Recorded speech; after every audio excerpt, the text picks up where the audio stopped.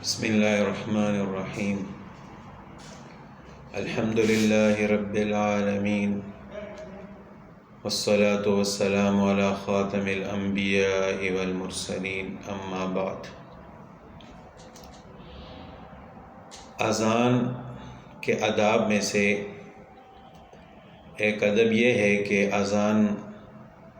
غور سے سن کر اس کا جواب دیا جائے، اور اسی طرح اذان کے بعد اذان کی جو مسنون دعا ہے اس کی بھی بہت زیادہ فضیلت ہے۔ مستحب یہ ہے کہ جب اذان ہو رہی ہو تو اذان کو غور سے سنا جائے اور اذان کا جواب دیا جائے۔ جواب دینے کا مطلب یہ ہے کہ جس طرح مؤذن کہتا ہے جو الفاظ وہ ادا کرتا ہے، جب وہ الفاظ ادا کر کے خاموش ہو جائے تو اسی طرح ان الفاظ کو دہرایا جائے۔ جس طرح مؤذن اللہ اکبر کہتا ہے تو سننے والے کو چاہیے کہ وہ بھی اس کے جواب میں اللہ اکبر کہے۔ اسی طرح اشہد ان لا الہ الا اللہ کے جواب میں اشہد ان لا الہ الا اللہ کہے۔ باقی اذان کے الفاظ اسی طرح کہے جس طرح مؤذن کہتا ہے، سوائے حی علی الصلاۃ اور حی علی الفلاح کے، کہ جب مؤذن حی علی الصلاۃ اور حی علی الفلاح کہے تو سننے والا ولا حول ولا قوت الا باللہ کہے، یعنی باقی الفاظ کا جواب اسی طرح دینا ہے، اور حی علی الصلاۃ اور حی علی الفلاح کا جواب ولا حول ولا قوت الا باللہ کہہ کر دینا ہے۔ تو رسول اللہ صلی اللہ علیہ وسلم کا ارشاد ہے کہ جس شخص نے اس طرح اذان کا جواب دیا صدق کے دل سے اللہ تعالیٰ کی رضا کے لیے، دخل الجنہ، تو وہ شخص ضرور جنت میں داخل ہوگا۔ اب اذان کے بعد رسول اللہ صلی اللہ علیہ وسلم کا ارشاد ہے کہ میرے اوپر درود بھیجو۔ جس شخص نے ایک دفعہ میرے اوپر درود بھیجا تو اللہ تعالیٰ 10 مرتبہ اس پر رحمت فرمائیں گے، اور اس کے بعد میرے لیے اللہ تعالیٰ سے وسیلہ کی دعا مانگو، وسیلہ کا سوال کرو۔ یہ جو مسنون دعا ہے اذان کے بعد کی، اللہم رب ھذہ الدعوۃ التامہ، اس کو دعائے وسیلہ کہا جاتا ہے، اور رسول اللہ صلی اللہ علیہ وسلم کا ارشاد ہے کہ وسیلہ جنت میں ایک مقام ہے، اور اللہ تعالیٰ وہ مقام اپنے بندوں میں سے کسی ایک بندے کو عطا فرمائیں گے، اور مجھے امید ہے کہ وہ میں ہوں۔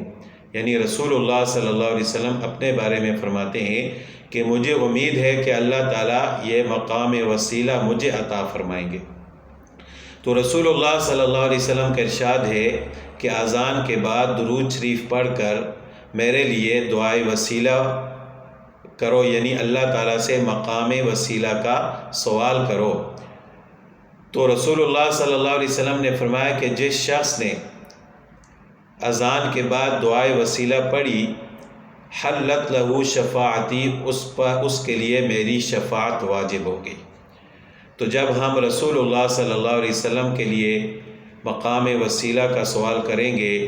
اللہ تعالیٰ سے دعا مانگیں گے، تو رسول اللہ صلی اللہ علیہ وسلم کی شفاعت ہمارے لیے واجب ہو جائے گی۔ تو یہ اذان کا ادب ہے کہ اذان کو غور سے سنا جائے، اس کا جواب دیا جائے، اور اذان کے بعد درود شریف پڑھ کر دعائے مسنونہ اللہم رب ھذہ الدعوۃ التامہ اس کو پڑھا جائے۔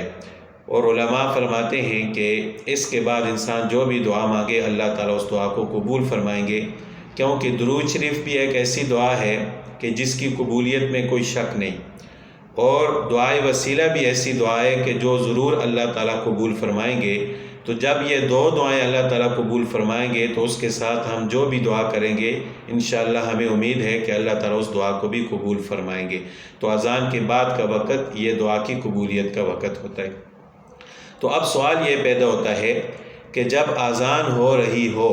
تو کیا ہم اس وقت واش روم جا سکتے ہیں یا نہیں؟ تو جس طرح میں نے عرض کیا ہے کہ اذان کا ادب یہی ہے، مستحب یہی ہے کہ اذان کو غور سے سنا جائے اور اس کا جواب دیا جائے، اور اذان کے بعد دعائے مسنون نہ پڑھی جائے۔ یعنی کوشش یہ ہونی چاہیے کہ انسان اس وقت واش روم نہ جائے، کیونکہ جب وہ واش روم جائے گا تو وہ اذان کا جواب نہیں دے سکے گا۔ ہاں اگر ایسی حالت ہے کہ